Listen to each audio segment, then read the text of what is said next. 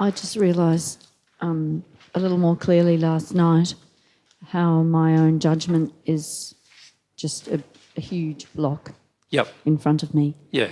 And all I could do was get through to some pain and just a little flash with God this morning, but clearly it's taking me more time to break down this resistance. Yep. Can I talk a bit about judgment? Thank you. Is that all right? And then maybe you might want to still remember your question. Let's look at what's driving judgment, shall we? If we're going to understand our emotional self, we're going to have to, at some point, understand what's really going on inside of ourselves, right? And that means becoming sensitive to what the flow of emotion within ourselves and what stops it. So you could say that the emotion, whatever the emotion is that you're feeling, starts to flow, right? So before it starts to flow, it's just energy that's locked up inside of you. Energy locked up inside of you. Once it's in motion, it becomes an emotion, something that is now passing through you. Now, once this emotion starts passing through you, what happens next? What happens internally next is the question, right? Now, when you judge, what happens? The emotion starts flowing, and what's the feeling that comes up prior to judgment? Let yourself feel your judgments. Like, don't just jump out with the answers. Just feel what happens inside of yourself, right? Your emotions flowing. You're starting to cry. You're starting to have tears come down your face, let's say, or you're starting to shake, or you're starting to, actually feel the energy in motion inside of yourself, and then what happens? So Matt, if we can start with the mic. Well, to start with, my desire to feel that feeling just like goes down very quickly. It does, but why? There's got to be something that makes it go down, isn't there? Can you see that? Yep, Laura? For me, it's a belief system. Okay, I agree. It's a belief of some kind. So there's a belief of some kind. Now, all beliefs are emotional, right? They're all emotions. All right, so what's happening? Mel? I think for me, it's, and I'm not always conscious of it, but it's a lack of desire to choose something different. Yeah, but if you intellectually know that if you chose to go and feel this emotion that something is going to improve in your life, but emotionally you don't know that, which is what we're really saying, isn't it? Because if emotionally we knew it, we would do it. So the fact is we're not doing it, so emotionally we don't know that it's actually beneficial. So there's got to be something going on. We've got one emotion flowing. So let's say it's the emotion of grief that starts to flow. That's now starting to flow. Now there's got to be something else happening to stop the flow of that emotion. It's got to be an emotion in itself, doesn't it? Does that agree? So, Matt? I'm just thinking on my own experience. A lot of the time, I'll start having a thought of what someone else would think. Okay, so what's that? Fear, judgment. Fear. It's fear of what? Of them. Them. Fear of them. What are they going to do with what I feel? What are they going to think about what I'm feeling? What are they going to do after I feel in front of them? What are they going to do? So can you see the emotion of grief is flowing? And so this belief is causing an emotion of? Fear. Fear. Okay. All right, so the emotion starts flowing. The belief cuts it off. Right, through the flow of the emotion of fear now. So what's the thing we need to do to right this problem? We've now got fear. What do? It's an emotion. So we allow the flow of the fear. Right? That's what we need to do. Right? If you do not do that, you will accept the belief. Right? The belief will become true to you. As soon as that belief becomes true, you are now shutting down the emotion because that belief says you've got to. The belief says you've got to shut down the emotion. So what is the main problem? You are not willing to feel fear when you go judgmental. So judgmental emotions are all about fears. They're all about what you're afraid of. Mary? And then Karina? So what I experience is, or what I don't experience, is I begin to feel an emotion, and then I'm aware that I have a fear of how my parents judge that emotion. Yep.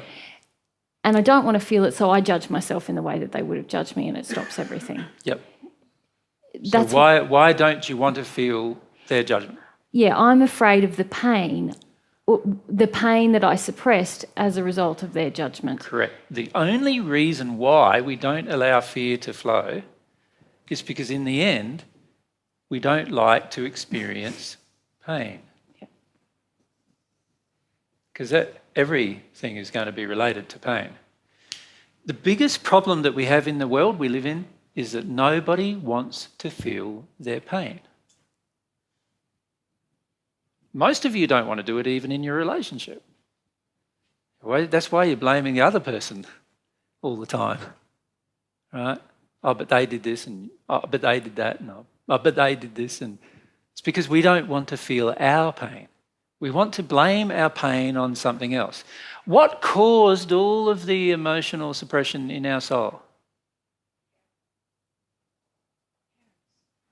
How? How did our parents cause our emotional suppression in our soul? No. You think about it. What did they do to themselves? Mike. Suppress their emotions. They suppressed their own pain. That's what they did. Right? The choice that you make to suppress your pain is exactly the same choice that your parents made to suppress their pain, which created all of your pain. When I say all, no, half of your pain would be more accurate. You know where the other half came from? From yourself doing what? Unloving acts. Unloving acts. Right? That's the reason. They are the two only causes of pain. There's only those two causes of pain in the end. So every time you choose to avoid pain, whatever justification you have for it, you are choosing to harm someone else. Right there and then. Every single time. Right? And that's exactly what your parents did to you. So, can you see that our honour, the real problem with all of our processing work is our honour, the honour we give to fear. And the resistance we have towards pain.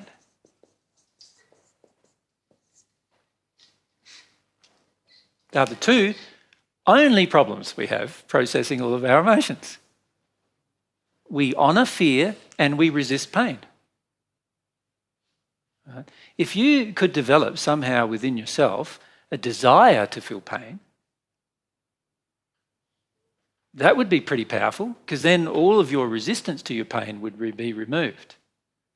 And if you could also develop within yourself a feeling that you would no longer honour fear, you will no longer value fear over anything else, now both of the impediments to your processing emotion, your going through emotion, would be gone. Now, how much easier is that going to make your life? Heaps easier. If you want to progress towards God, you'll be able to feel an emotion. The fear might come up, the belief might start kicking in, but you don't honour it.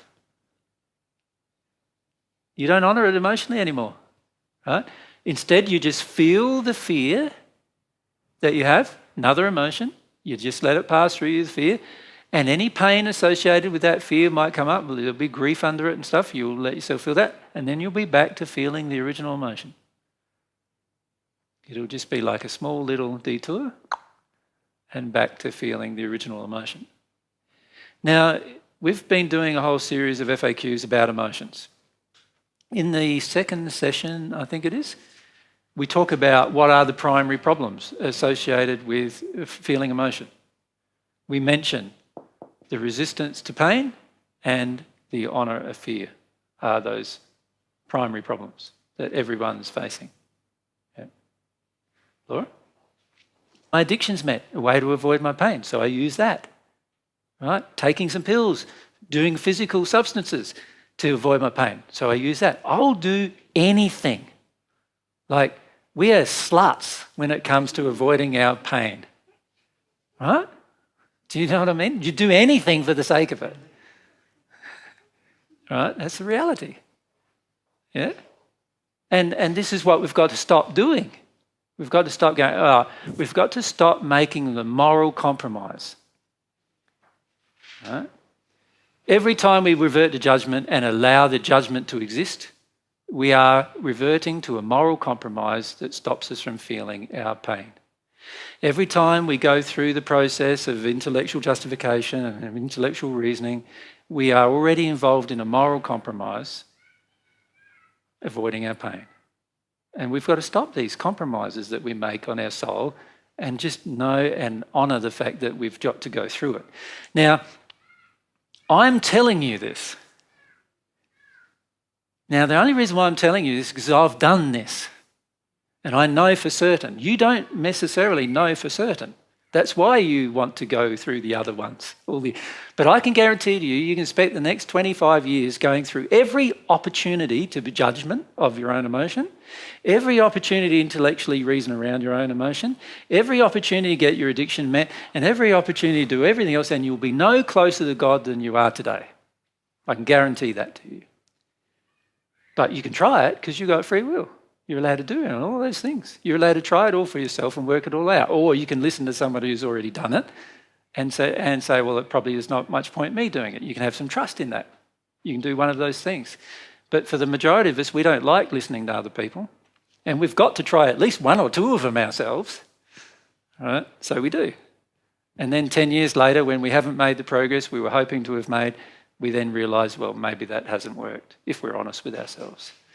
And judgment is just another one of these methods that we use, right?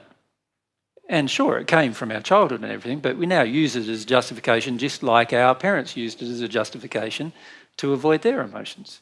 They judged you so that they could avoid their pain. They judged you, they blamed you for their pain. They blamed you every time you did something that triggered their pain and they had to feel something and they didn't want to feel it, so they judged you. You learnt to judge yourself. But you need to understand it's just an addiction. It's an addiction used to avoid the feeling of fear of your pain. That's all it is. So because it's an intellectual thing, like it's choice, I could strengthen... It's not an intellectual thing. The judgment exists inside of you emotionally. I'm not suggesting it's intellectual. I was talking to Laura about the intellectual justifications she uses personally, but judgment is not an intellectual thing, it's an emotional thing. So at that point, I could use my mind to recognise that. You could say, yes, I can see, here we go, judgment again. All I'm doing here is repeating my own parents' judgments of me, to me. And why am I doing this? Why did they do it? They did it to avoid their pain, and all I'm doing is doing it to avoid mine.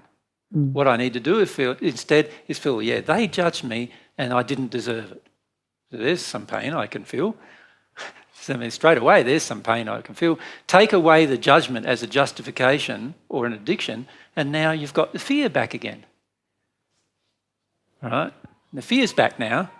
Choose to feel that. You see, you wouldn't revert to the judgment. You wouldn't revert to these other things unless you were already trying to avoid the fear and you wanted a way to avoid it. Right? If you chose to feel the fear instead, then most of these other things wouldn't happen. And I wouldn't have so much physical pain. Of course. So I feel that I'm more willing to feel physical pain than I am to feel fear. Yes, most people are actually more willing to feel physical pain than emotional pain. That is very true. Yep. The average person on this planet, it depends how intense the physical pain is, of course.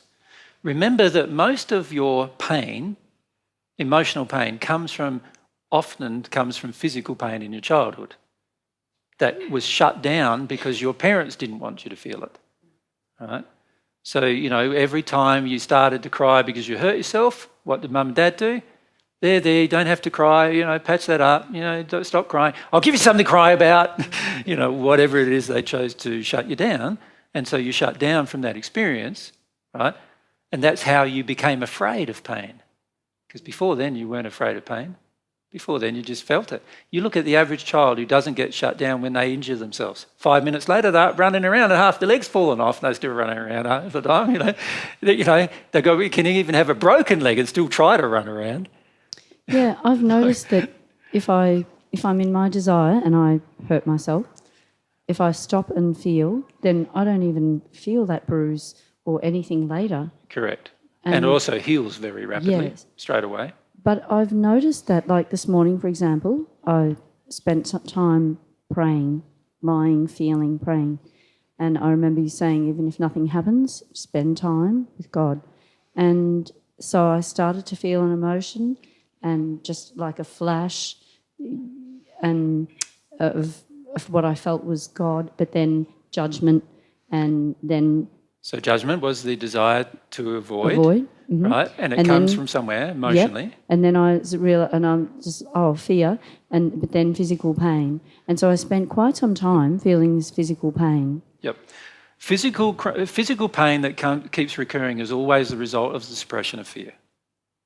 You will find that in the end, physical pain that keeps reoccurring is always the result of the suppression of fear. But so if that's all I will let myself feel at this point, at certain times, then that's a worthy thing to feel. Of course. Because gradually, like sometimes it's like, like this morning, well, I wanted to come here too. And so then but I also felt a desire to move and change what I was doing. So I felt that there was definitely a change. I had less pain. Yep.